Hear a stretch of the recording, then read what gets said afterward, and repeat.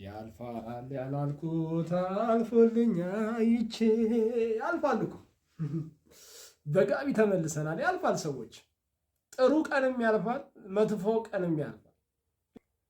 በጣም የተደሰትንበት የሰርጋችን ቀን ነው፣ አልፏል እኮ። በጣም የተደሰትንበት ልጅ የወለድንበት ቀን ነው፣ አልፏል እኮ። በጣም የተደሰትንበት በቢዝነስ ያተረፍንበት ቀን ነው፣ ያልፋል እኮ፣ ያልፋል። በጣም የተደሰትንበት የተመረቅንበት ቀን ነው፣ ያልፋል እኮ። ግን የሚያልፍ አይመስለንም። ሐዘንም ደስታም ያልፋል። በነገራችን ላይ የማያልፈው ግን አልፋና ኦሜጋ የሆነው እግዚአብሔርና እግዚአብሔር ብቻ ነው። ሁሌ አብሮን ያለው፣ ሁሌ አብሮን ያለው መጽናኛችን፣ መድኃኒታችን የእግዚአብሔር ቃል ነው።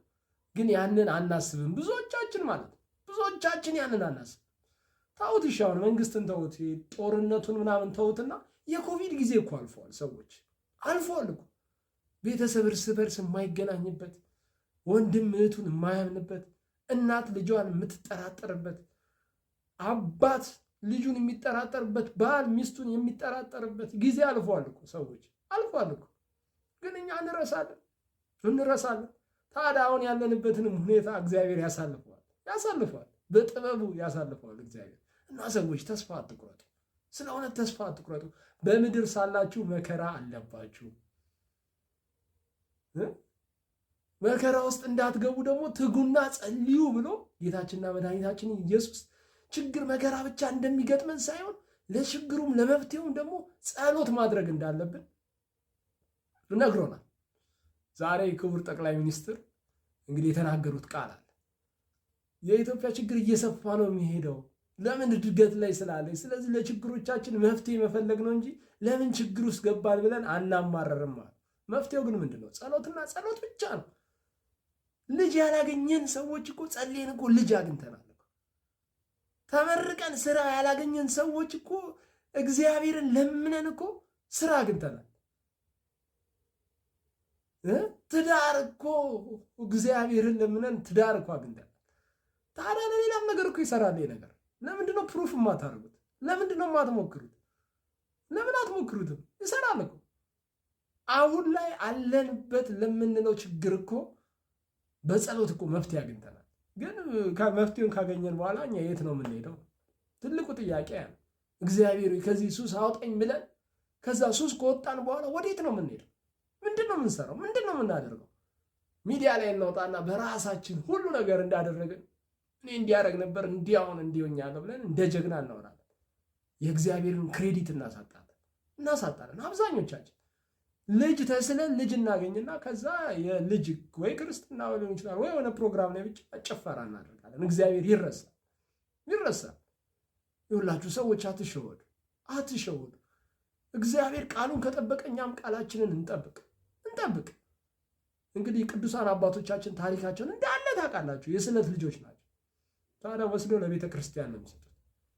ይሰጣሉ። ለቤተ ክርስቲያን እንዲያገለግል፣ በቤተ ክርስቲያን ውስጥ እንዲያድግ ይሰጣሉ። አብርሃምና ሳራ ታውቃላችሁ አይደል? በዛ እድሜ ያገኙትን ይስሐቅን ወስዶ ለቤተ ክርስቲያን መስዋዕትም አድርገው ሊያቀርቡ ወስዶ ነበር አብርሃም። ከዛ በኋላ ግን ጌታችንና መድኃኒታችን ኢየሱስ ክርስቶስ ምን እንዳደረገ ታውቃላችሁ። ስለዚህ ሰዎች እግዚአብሔርን ለምነን እግዚአብሔር አላሳፈረንም እኮ። አሁን እኮ እንረሳለን እኮ። በእኛ ኃይል የሆነ ይመስለናል እንጂ በእግዚአብሔር ኃይል ነው ሁሉ ነገር የሆነው ሰዎች፣ ሁሉ ነገር ማለት ነው። ስለዚህ አሁንም እንጸልይ። አዎ ችግር ውስጥ ነን፣ አዎ መከራ ውስጥ ነን። ግን ከመከራና ከችግር እንድንወጣ ጌታችንና መድኃኒታችን ኢየሱስ ክርስቶስ በመከራ ውስጥ እንዳትገቡ ተግታችሁ ጸልዩ ብሎ ለእኛ አይደለም ለሐዋርያትም ነግሯቸው። አባቶቻችን እነሱ ናቸው። ስናስተምር ራሱ እኮ ቅዱስ ጳውሎስ እንዳለው፣ ቅዱስ ጴጥሮስ እንዳለው፣ ቅዱስ ዮሐንስ እንዳለው ይህን እኮ ነው የምናስተምረው። ታዲያ ይህንን ለምንድን ነው ማንተገብረው? ስለዚህ ሰዎች ጸሎት እናድርግ። ይህን ለከባድ መንፈስ ራሱ እኮ ጌታችንና መድኃኒታችን ኢየሱስ ክርስቶስ ጾምና ጸሎት እኮ ነው ያዘዘው። እንግዲህ ለሀገራችን በጣም ከባድ ችግር ነው ያልነውን ነገር ከሀገራችን ላይ እንዲነቅለልን ወይ እንዲያወጣልን ማድረግ ያለብን ጾምና ጸሎት፣ ሌላ ነገር አይደለም። ይህን ስፕሪት ይህን መንፈስ እንዲያስወጣልን ማድረግ ያለብን ጾምና ጸሎት ነው እንጂ ሌላ ነገር አይደለም።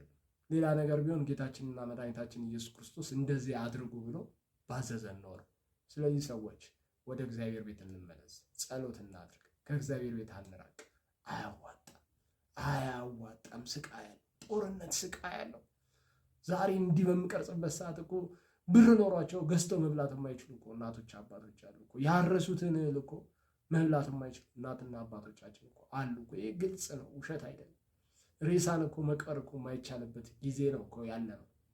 ይህ ለማማረር ብዬ አይደለም የምናገረው። ስለዚህ አሁን ያለንን ነገር በተለይ ጥሩ ሁኔታ ላይ ያለን ሰዎች እስቲ ባካችሁ እናመስግን። እግዚአብሔር ያንን ችግር ያንን መከራ እንዲያረቅልን ደግሞ ጸሎት እናድርግ ለማለት ነው። መልካም ምሽት፣ መልካም ጊዜ፣ መልካም አዳር።